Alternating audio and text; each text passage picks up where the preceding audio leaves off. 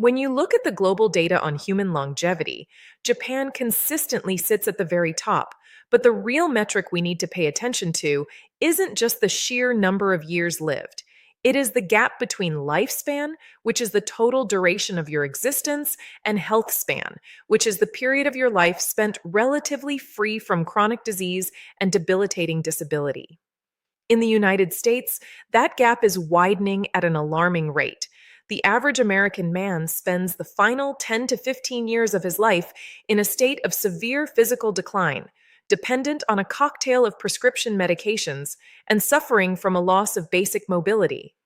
In Japan, particularly within communities that adhere to traditional lifestyle patterns, that period of decline is often compressed into just a few months or a couple of years at the very end of life.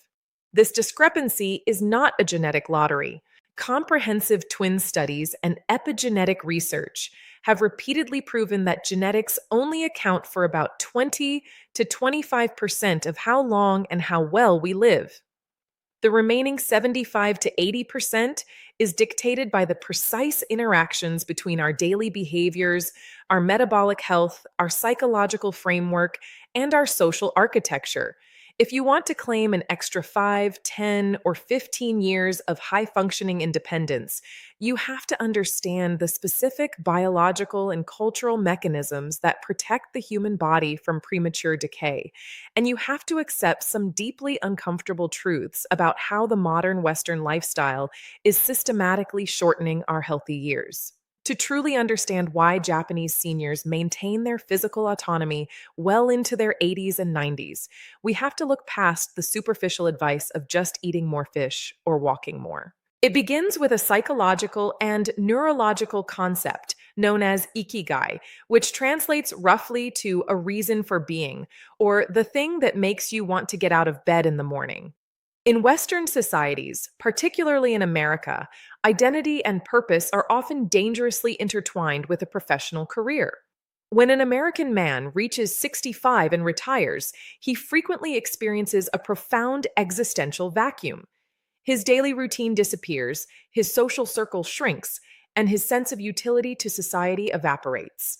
This sudden loss of purpose triggers a cascade of psychological stress that manifests biologically. The human brain is highly sensitive to a lack of meaning. When a person feels obsolete, the nervous system shifts into a chronic, low-grade sympathetic state. This elevates cortisol levels, disrupts sleep architecture, and accelerates cellular senescence. In contrast, the concept of retirement doesn't traditionally exist in the same way in Japan. Japanese seniors transition into new roles within their communities, focusing on micro purposes like tending a small garden, master crafting a specific skill, mentoring younger generations, or participating in local civic groups.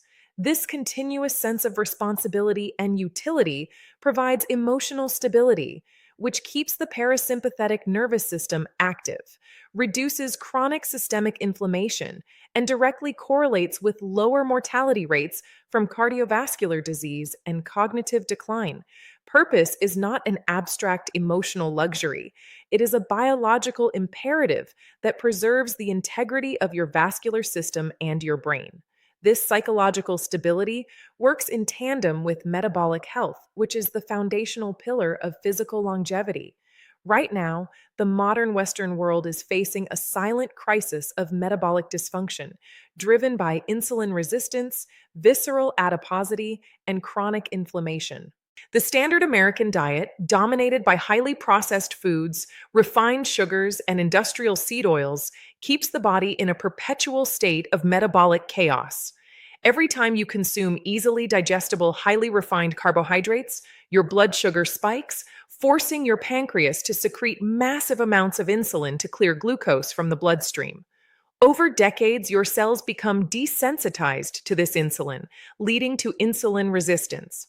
When cells can no longer effectively absorb glucose, that excess energy is stored as visceral fat, the dangerous adipose tissue that wraps around your internal organs, including your liver, kidneys, and heart.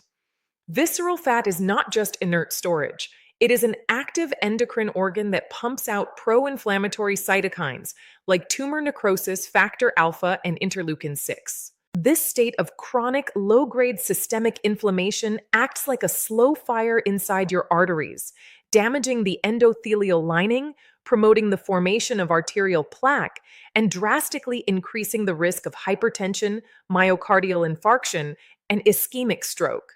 Japanese dietary habits, specifically the cultural practice of hara-hachi-bu, which dictates eating until you are only 80% full, naturally prevents the caloric surplus that drives visceral fat accumulation. By maintaining metabolic flexibility, meaning the body's ability to efficiently switch between burning carbohydrates and burning fats for fuel, you prevent the cellular damage associated with advanced glycation end products and keep your metabolic baseline clean. When metabolic health fails, the reliance on modern pharmacology skyrocketed.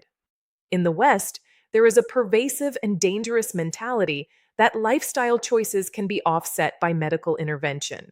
We treat high blood pressure, type 2 diabetes, and high cholesterol as inevitable milestones of aging that can be managed with a pill organizer. This dependency on reactive medication rather than proactive prevention creates a false sense of security. While statins, beta blockers, and metformin can artificially alter clinical biomarkers, they rarely address the root cellular dysfunction causing the disease, and they often carry a heavy burden of side effects that degrade your quality of life, from chronic muscle pain to cognitive fog. True longevity is achieved by preventing the degradation of your vascular and metabolic systems in the first place. This means eliminating the primary drivers of cellular toxicity, chief among them being tobacco smoke and excessive alcohol consumption. Tobacco smoke introduces thousands of toxic compounds into the lungs, where they enter the bloodstream and immediately cause widespread endothelial dysfunction. The chemical compounds in smoke systematically destroy the elasticity of your blood vessels, making them rigid and brittle, while simultaneously reducing the oxygen carrying capacity of your red blood cells. This deprives your vital organs and brain of essential nutrients, accelerating the aging of every tissue in your body. Alcohol is equally destructive to the longevity equation, particularly as the body ages. The liver's ability to metabolize acetaldehyde, the highly toxic byproduct of alcohol breakdown, declines significantly after 40. When you drink, your liver prioritizes clearing this toxin over every other metabolic function, halting fat oxidation and contributing to fatty liver disease. Furthermore, alcohol is a potent neurotoxin that disrupts the blood-brain barrier, leading to localized neuroinflammation and the premature shrinkage of brain matter, particularly in the prefrontal cortex and hippocampus, the regions responsible for executive function and memory. Even moderate alcohol consumption severely disrupts sleep architecture by suppressing rapid eye movement sleep and fragmenting deep sleep.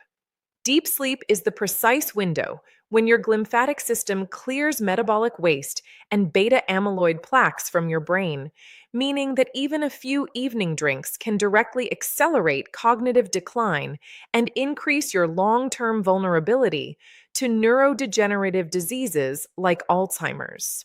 Beyond metabolic and chemical health, the single greatest predictor of whether you will maintain your independence or decline rapidly after the age of 60 is your skeletal muscle mass. As we age, we face an insidious biological process called sarcopenia, which is the involuntary loss of muscle mass, strength, and quality. Starting around age 30, men begin to lose roughly 3 to 5% of their muscle mass per decade, a process that accelerates dramatically after 60. Muscle is not just for aesthetics or athletic performance, it is your body's primary metabolic sink. Your skeletal muscles absorb up to 80% of the glucose from your bloodstream after a meal. As you lose muscle mass, your capacity to handle carbohydrates drops precipitously, plunging you deeper into insulin resistance and metabolic dysfunction. More critically, muscle mass is your armor against physical frailty. When you lose muscle, you lose the structural integrity required to support your skeletal frame, leading to poor posture, joint degeneration, and a severe reduction in balance and proprioception. This loss of physical capacity culminates in the ultimate catalyst for elderly mortality, the fall and subsequent bone fracture.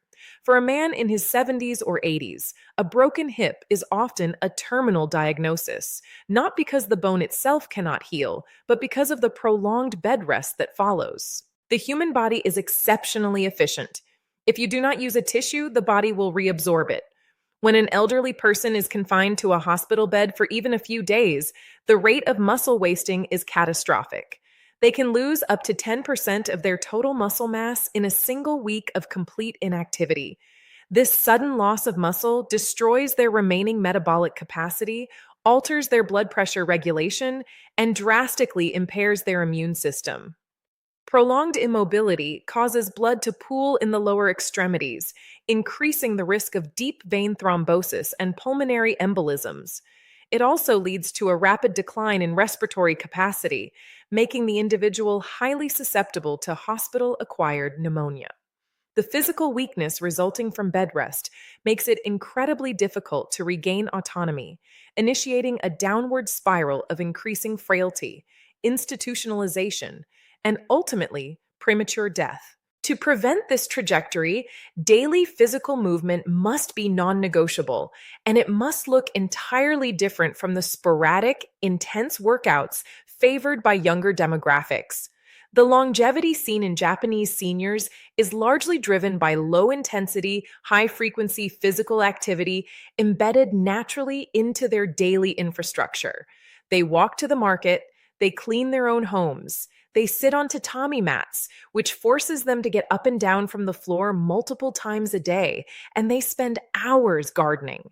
This constant movement keeps the lymphatic system flowing, pumps blood back up to the heart through the contraction of calf muscles, and continuously lubricates the joints with synovial fluid. Joint cartilage has no direct blood supply. It relies entirely on the mechanical compression and decompression of movement to absorb nutrients and eliminate waste. When you sit in a chair for 8 to 10 hours a day, your joints literally starve, leading to osteoarthritis, chronic pain, and a natural instinct to move even less. Continuous daily walking maintains vascular compliance, keeps your mitochondria healthy, and preserves the neural pathways required for balance and coordination, ensuring that your body remains a capable vessel rather than a cage as the decades accumulate. However, physical health cannot be separated from the social and psychological environment in which a man ages. Social isolation and loneliness are among the most underestimated accelerators of biological aging in the Western world, carrying a mortality risk equivalent to smoking 15 cigarettes a day. Human beings are evolutionary, wired to exist in tribal units. When an individual experiences chronic loneliness or social isolation, the brain perceives this isolation as a profound threat to survival. This perception activates the hypothalamic pituitary adrenal axis, putting the body into a state of hypervigilance. The resulting chronic elevation of cortisol and adrenaline alters the gene expression of immune cells, upregulating genes responsible for inflammation and downregulating genes involved in antiviral defense. This means that a lonely man is literally more vulnerable to infection, cardiovascular damage, and cellular mutation. In many traditional Japanese communities, the social fabric is deliberately reinforced through structures like the moai, a secure social group formed in childhood or early adulthood that commits to supporting each other for life. These individuals meet regularly, share financial burdens, celebrate successes, and offer a guaranteed emotional safety net. Knowing that you are part of a tight-knit collective reduces psychological stress, provides a sense of profound security, and buffers the nervous system against the inevitable hardships of aging. The management of psychological stress is another area where cultural philosophy profoundly influences biological survival. In the West, stress is often viewed as a badge of honor, a byproduct of a relentless pursuit of productivity and material accumulation. This results in chronic sympathetic dominance, a state where the nervous system is locked in a fight or flight response. Over time, high levels of circulating cortisol damage the hippocampus, impairing memory and emotional regulation, while simultaneously suppressing human growth, hormone, and testosterone production, both of which are critical for tissue repair and muscle maintenance. Japanese culture incorporates a high degree of spiritual stability and psychological resilience, often rooted in concepts like wabi sabi, which embraces the beauty of imperfection and impermanence. This mindset fosters an acceptance of the natural aging process rather than a panicked resistance to it. When you accept that life and the body are subject to cycles of decline, you develop an emotional resilience that prevents minor setbacks or physical limitations from spiraling into clinical anxiety or depression. This psychological piece acts as a shield for the cardiovascular system, preventing the sharp spikes in blood pressure and heart rate that contribute to vascular wear and tear. If you are a man looking at the second half of your life, the choice before you is clear, stark, and entirely within your control. You can continue to participate in the default modern Western lifestyle, which prioritizes convenience, hyperpalatable processed food, sedentary comfort, and an over reliance on chemical management for lifestyle induced diseases. The outcome of that path is entirely predictable: a premature loss of physical independence, metabolic decay, cognitive decline, and a long, drawn out period of frailty before your life finally ends. Or you can choose to restructure your life around the non negotiable laws of human biology and psychological health. You can cultivate a deep, enduring sense of purpose that transcends your career. You can aggressively protect your metabolic health by controlling your insulin levels and eliminating nutritional toxins. You can view muscle mass not as a luxury of youth, but as a critical organ of survival that must be trained and preserved through consistent effort. You can build and maintain real, tangible social connections that insulate your nervous system from the destructive effects of isolation. Aging is an inevitability, but the speed, the severity, and the indignity of your physical decline are variables that you have the power to control. The extra years of high quality, independent life are not given to you. They are earned by the deliberate, intelligent choices you make every single day.